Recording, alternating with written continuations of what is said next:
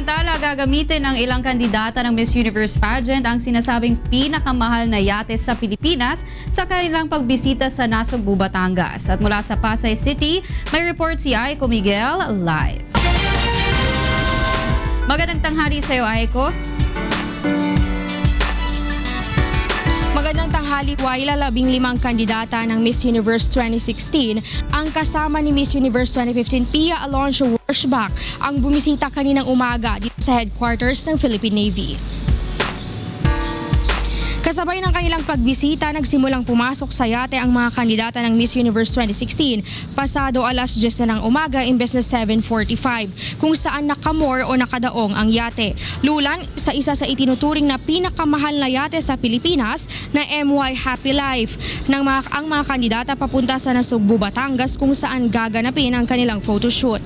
Pinangunahan ni Navy Chief Vice Admiral Ronald Joseph Mercado ang welcome at military ceremony kasama ang Navy officers, enlisted personnel at civilian employees ng Philippine Navy. Naunang naglakad sa red carpet si Miss Universe 2015 Pia Alonso Worshback kasama si Governor Chavit Singson. Sinundan naman ito ni Miss Bahamas, Miss Belize, Miss Costa Rica, Miss Bolivia, Miss Croatia, Miss Dominican Republic, Miss Curaçao, Miss Georgia, Miss Germany, Miss Iceland, Miss Jamaica, Miss Panama, Miss Portugal, Miss Romania at ni Miss Sri Lanka. Tiniyak naman ng Philippine Navy ang seguridad ng bawat kandidata sa pamamagitan ng pagtatalaga ng kanilang elite unit, ang Naval Special Operations Group, upang magsilbing escort ng mga ito lalo na sa pagbiyahe patungong Nasugbu, Batangas. Ayon naman kay Captain Lued Nicuna, ang Director ng Naval Public Affairs Office, ito ang kauna-unahang pagkakataon na bumisita ang Miss Universe candidates sa Philippine Navy Headquarters.